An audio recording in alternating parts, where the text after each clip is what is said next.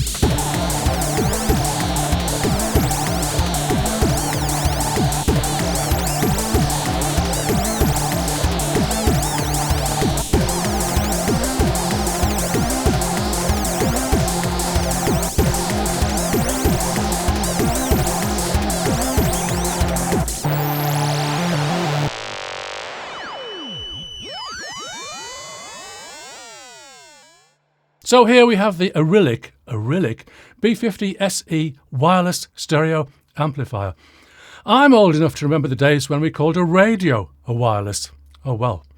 So it's an amp, so what? What's the hook? What's going to make you want to buy it? This is a tricky question because this amp is versatile. Maybe you're going to use all of its versatility. Maybe there's just one feature that you want.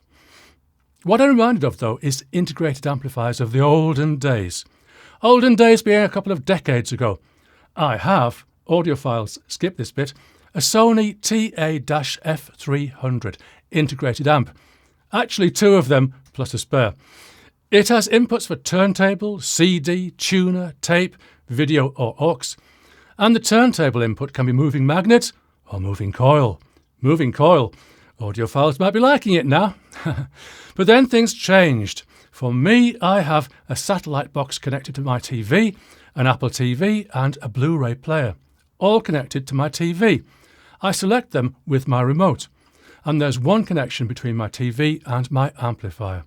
So the amp doesn't need to be versatile, it just needs to amp, and the only controls I touch are power and volume. So what the Arylic B50SE can do that other amps that I've reviewed can't is accept a variety of inputs.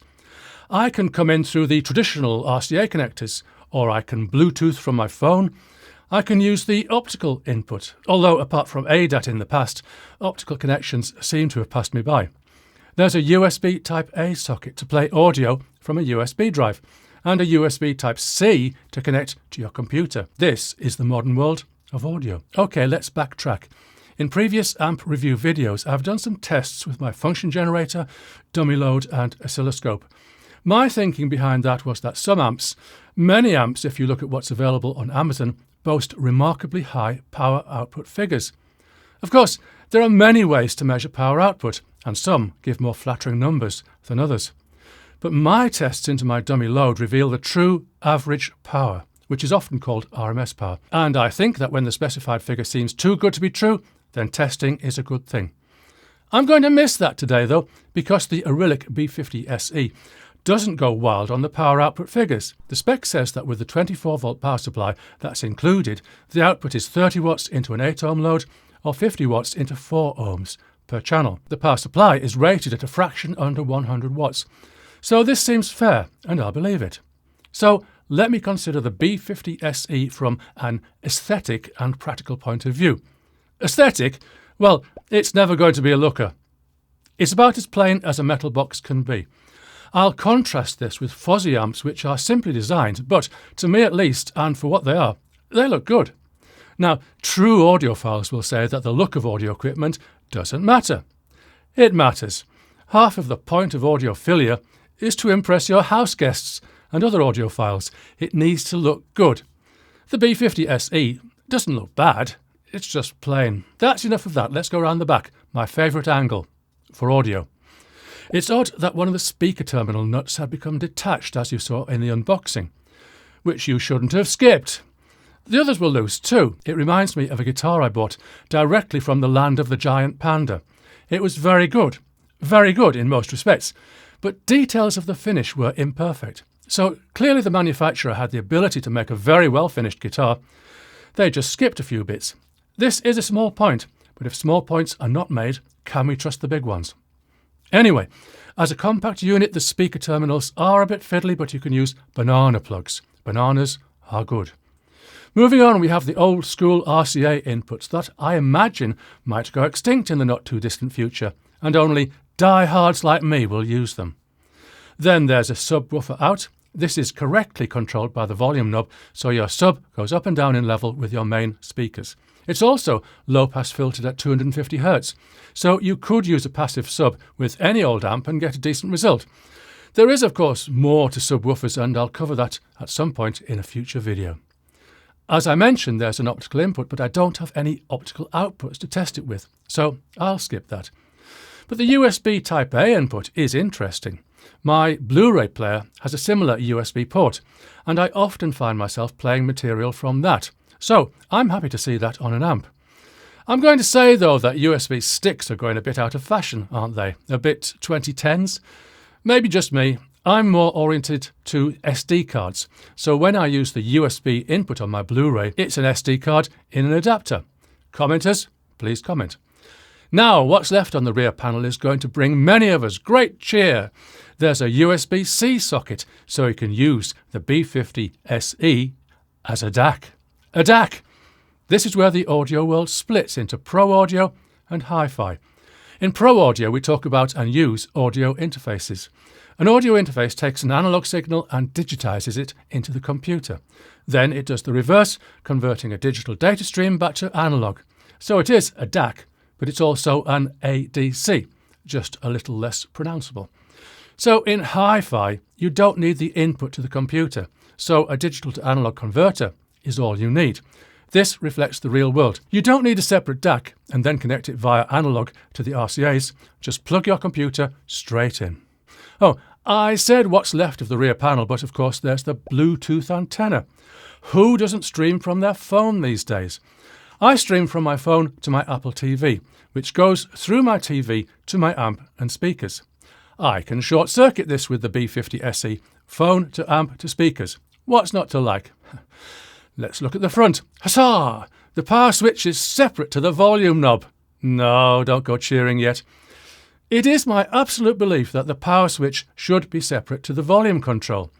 The reason being that you can leave the volume control permanently in the same position. Professionally, I've worked with power amps fitted with locking volume controls, so you can't change the volume.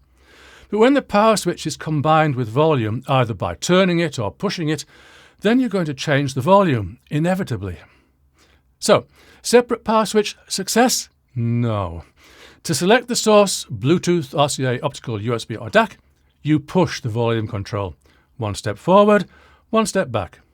Fortunately, you can select which input using the remote. The remote, I'm not going to say it's confusing, but the different inputs are not all in a line. I'm thinking that the remote can be used with a variety of Arylic products. Not really a problem. I can also change the volume from the remote.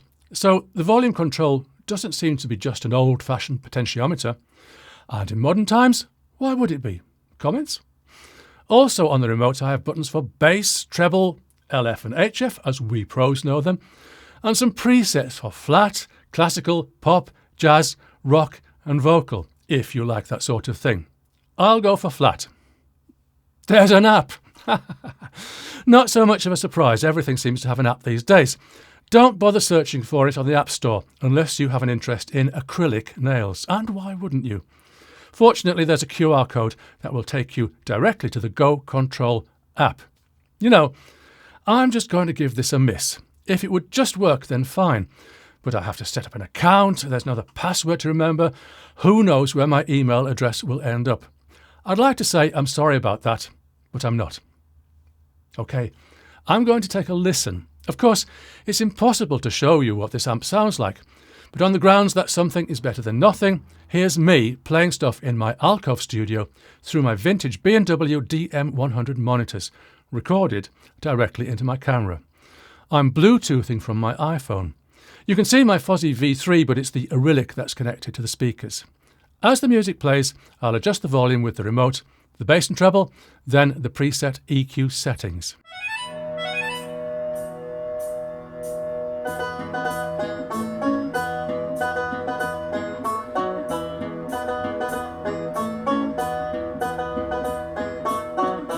Who's that sitting in yonder tree? I'm looking at you, you're looking at me.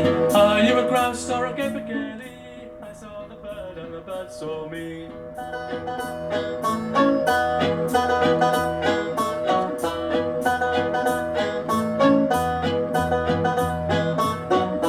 Who's that foraging on the ground? How many breadcrumbs have you found? How many insects can you eat? How much food can you fit in your beak? I have a sandwich plenty for me. Would you like a crust for tea? Are you a sparrow or a spotted towhee? I saw the bird and the bird saw me. I saw the bird and the bird saw me. I saw the bird and the bird saw me. I saw the bird and the bird saw me. I saw the bird and the bird saw me. I saw the bird and the bird saw me. I saw the bird and the bird saw me. I saw the bird and the bird saw me. I saw the bird and the bird saw me. I have to tell you, I've been stood listening to this, and the preset EQs all sound terrible, all of them. The only one that works for me is flat. Well, why wouldn't it? I don't really have a summary here because plainly the amp works. I don't hear any defects in the sound other than the preset EQs. And there's such a variety of inputs, surely you can find a use for the Arylic B50SE. Arylic sent me this amp, but other than that there's no payment or sponsorship, so I can say what I like, and I've said it. See you soon.